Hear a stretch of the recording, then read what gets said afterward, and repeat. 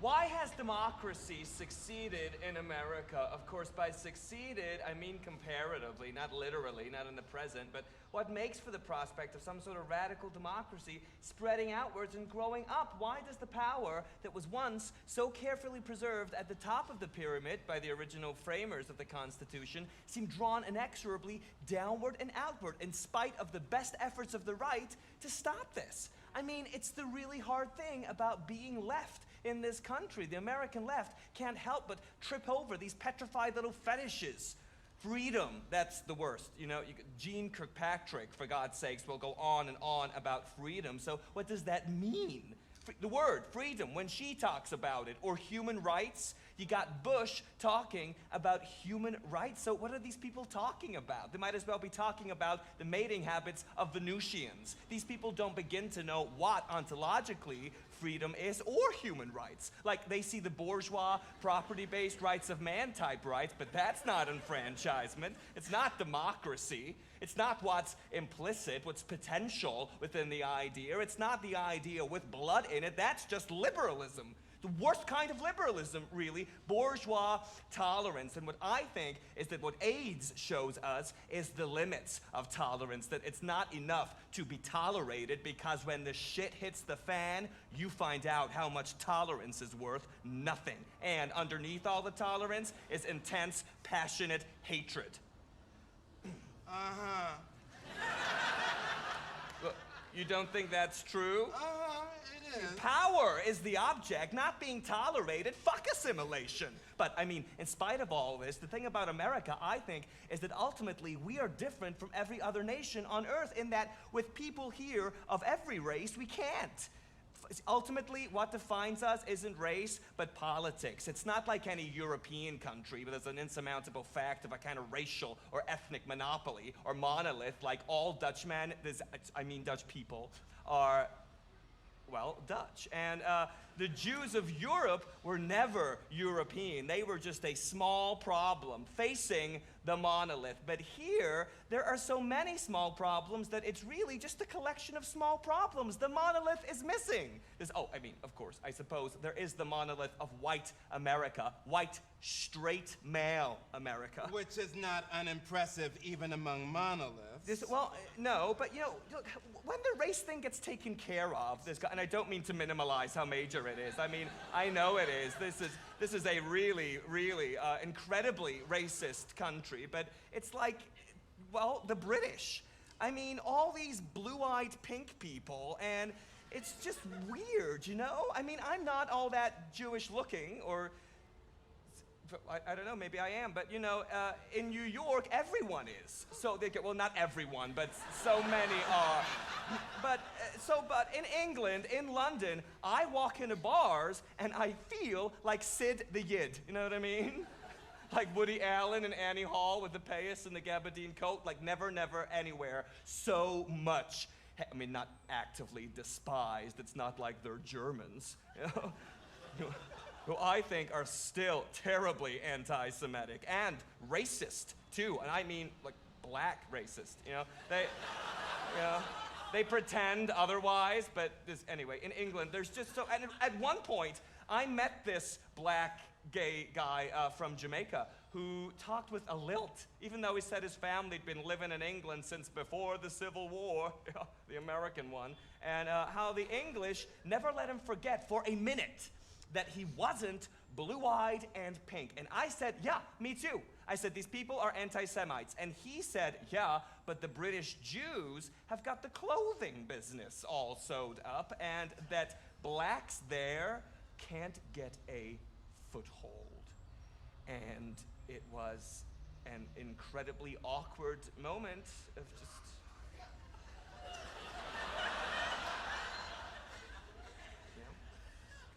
I mean, here we were in this bar. It was gay, but it was a pub, Like with the beams and the plaster and those horrible little, like, 2-day-old fish and egg sandwiches. It was just so British. It was so old. And I felt, well, there's no way out of this because both of us are, right now, too much immersed in this history. Hope is dissolved in the sheer age of this place where race is what counts and there's no real hope of change. It's the racial destiny of the Brits that matters to them, not their political destiny, whereas in America... Here in America, race doesn't count. No, that's not... What, you can't be hearing that. I'm hearing a lot of different things. Okay. Look, race, yes, but ultimately, race here is a political question, right? I mean, racists just try to use race here as a tool in a political struggle. It's not really about race. I mean, come on, the spiritualists try to use that stuff. Are you enlightened? Are you centered? Channeled, whatever. This reaching out for a spiritual past in a country where no indigenous spirits exist. Oh, only the Indians. I mean Native Americans, and we killed them off, so now, there are no gods here. There are no ghosts and spirits in America. There are no angels in America. There's no spiritual past. There's no racial past. There is only the political and the decoys and the ploys to maneuver around the inescapable battle of politics, the shifting downward and outward of political power to the people. That's Power to the people. Amen. Oh.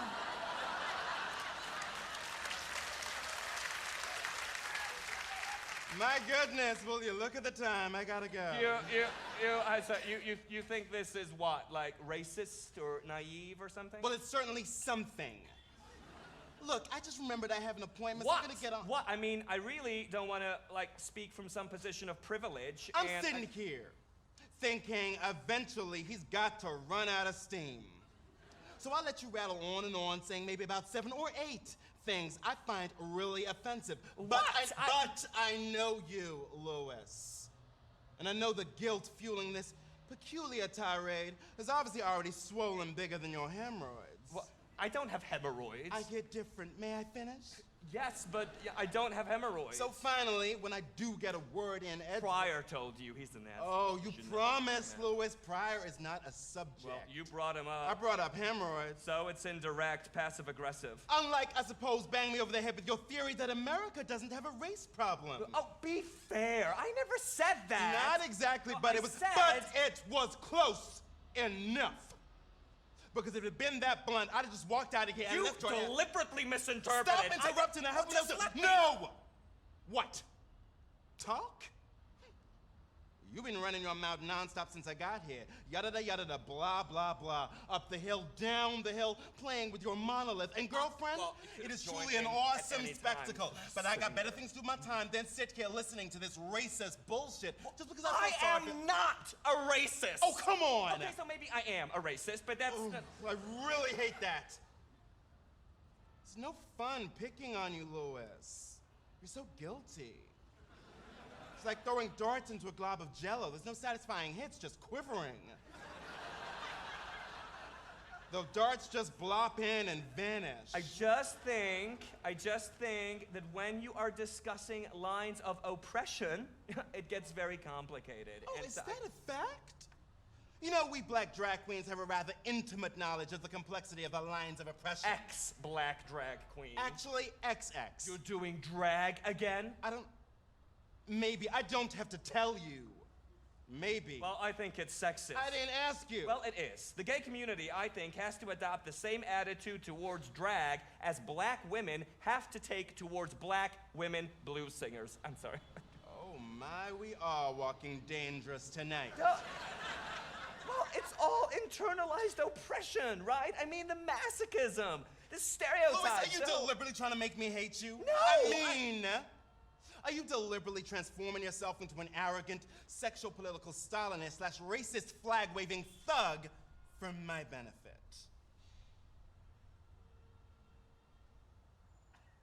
You know what I think? What? You hate me because I'm a Jew. I'm leaving. It's true. You have no basis except Oh, Louis. It's good to know you haven't changed. You were still an honorary citizen of the Twilight Zone, and after Your pale, pale white polemics on behalf of racial insensitivity. You have a flaming fuck of a lot of nerve calling me an anti-Semite. Now I really gotta go. You called me Lou the Jew. That was a joke! Well, I didn't think it was funny. It was hostile. It was 3 years ago. So? You just called yourself Sid the Yid. That's not the same thing. Sid the Yid is different from Lou the Jew. Yes! Well, someday you'll have to explain that to me, but right now, you hate me because you hate black people. Well, I do not. But I do think that most black people are anti-Semitic. Most black people, that's racist, Louis, and I think the most Jews Well, are... Louis Farrakhan, Ed Koch. Jesse Jackson. Jackson, oh really? Hymietown? Hymietown? Louis, you voted for Jesse Jackson. You sent checks to the Rainbow Coalition. Well, I'm ambivalent. The checks bounced. All your checks bounce, Louis. You're ambivalent about everything. What's that supposed to mean? You may be dumber than shit, but I refuse to believe you can't figure it out. Try. I was never ambivalent about Pryor. I love him. I do. I really do. Nobody said different. Love and ambivalence are... Real love isn't ambivalent. Real love isn't ambivalent. I swear that's a line from my favorite best-selling paperback novel. In love with the night mysterious, except I don't think you ever read it. I never read it, no. You ought to, instead of spending the rest of your life trying to get through democracy in America. It's about this white woman whose daddy owns a plantation in the deep South in the years before the Civil War, the American one. And her name is Margaret. And she's in love with her daddy's #1 slave, and his name is Thaddeus. And she's married, but her white slave owner husband has AIDS, antebellum insufficiently developed sex organs. And there's a lot of hot stuff going down when Margaret and Thaddeus can catch a spare torrid 10 under the cotton-picking moon, and then, of course, the Yankees come, and they set the slaves free, and the slaves string up old daddy, and so on. Historical fiction. Somewhere in there, I recall, Margaret and Thaddeus find the time to discuss the nature of love. Her face is reflecting the flames of the burning plantation. You know, the way white people do. And his black face is dark in the night. And she says to him, Thaddeus, real love isn't ever ambivalent. Thaddeus looks at her. He's contemplating her thesis. And he isn't sure he agrees. Treatment number 4. It's a pharmaceutical miracle. Lazarus breathes again. How bad is he? You want the laundry list? Shut off. Let's check. There's the weight problem and the shit problem and the morale problem.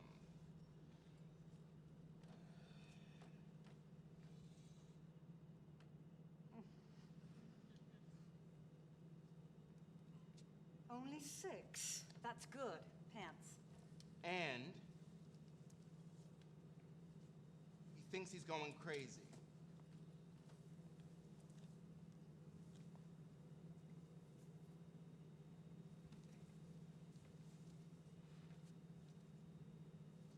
Looking good. What else? Ankles sore and swollen, but the leg's better. But the nausea's mostly gone with those little orange pills. BM's pure liquid, but not bloody anymore for now. My eye doctor says everything's okay for now. My dentist says yuck when he sees my fuzzy tongue. And now he wears little condoms on his thumb and forefinger. And a mask. So what? My dermatologist is in Hawaii, and my mother... Well, leave my mother out of it. Which is usually where my mother is, out of it. My glands are like walnuts, my weight's holding steady for week 2. And a friend died 2 days ago of bird tuberculosis. Bird tuberculosis. That frightened me. That I didn't go to the funeral today because he was an Irish Catholic. And it was probably open casket. And I was afraid of something.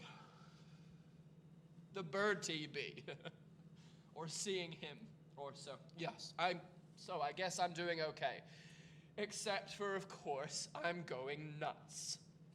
We ran the toxoplasmosis series, and there's no indication. I know, but I feel like something terrifying is on its way, you know? It's like a missile from outer space, and it's plummeting down towards the Earth. And I'm ground zero, and look, I am generally known where I am known as one cool, collected queen. And I am ruffled. There's really nothing to worry about. I think that Shochen Bam Romim, Hamste Manucho no Hono al Kamfe Hashkrino. What? Everything is fine. Bima alos Kudoshi. Utahorim Kizoha Horakia Mascheri. Oh, I have no idea what you're... Es Nishmas prior. Sheholot le Olomo. Ba'avur Shanot Vusotoka Ba'ad has Choras Nishmot. Why are you doing that? Stop it! Stop it! Stop what? Weren't you just speaking in Hebrew or something? Hebrew? I'm basically Irish American. No, I didn't speak in Hebrew. Oh, God. Oh, please. Look, I really think that Look, I'm... I'm sorry. I have a waiting room full of people. I think you're one of the lucky ones. You'll live for years, probably. You're pretty healthy for someone with no immune system. Are you seeing someone? Loneliness is a danger. A therapist. No, I don't need to see anyone. Well, I just... Well, think about it. You aren't going crazy. You're just under a lot of stress. No wonder.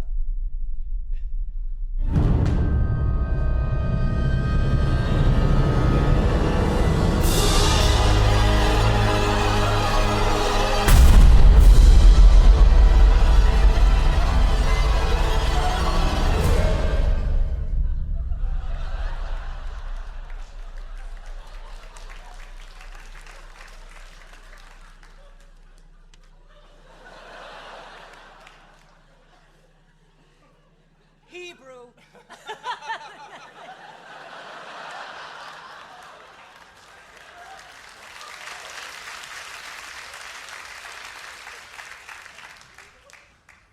Help me. I beg your pardon? You're a nurse. Give me something. I don't know what to do anymore. Last week at work, I screwed up the Xerox machine, like permanently. And then I tripped up on the subway steps, and my glasses broke, and I cut my forehead here. See? Now, can't see much, and my forehead is like, it's like the mark of Cain. It's stupid, right? But it won't heal, and every morning I see it and I think biblical things. Mark of Cain. People who,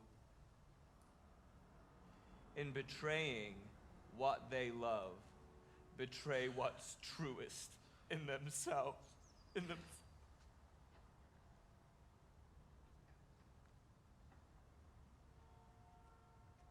I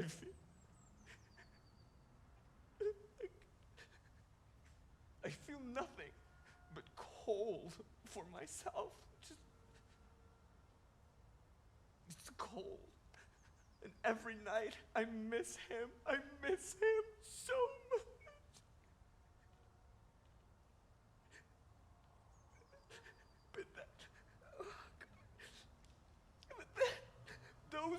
Those sores and the smell and then where I thought it was going, I could be sick too. Maybe I'm sick too. I don't know.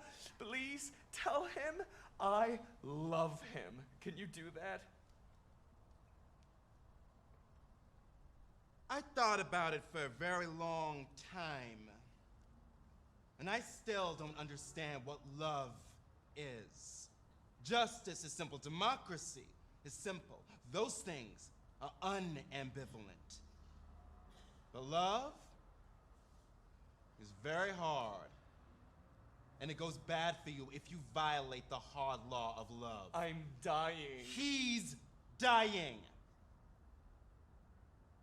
You just wish you were.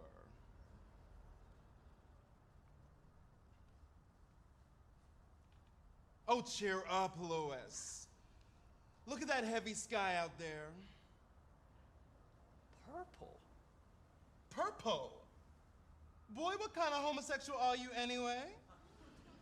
That's not purple, Mary. That color of bear is mauve. All day today, it's felt like Thanksgiving. Soon this ruination will be blanketed white. You can smell it. Can you smell it? Well, smell what? Softness, compliance, forgiveness, grace. No. I can't help you learn that. I can't help you, Louis. You are not my business. Ow, ow. Fuck.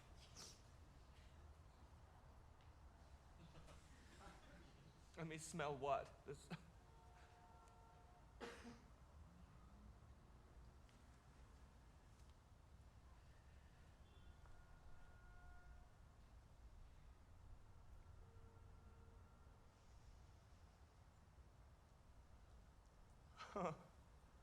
Snow.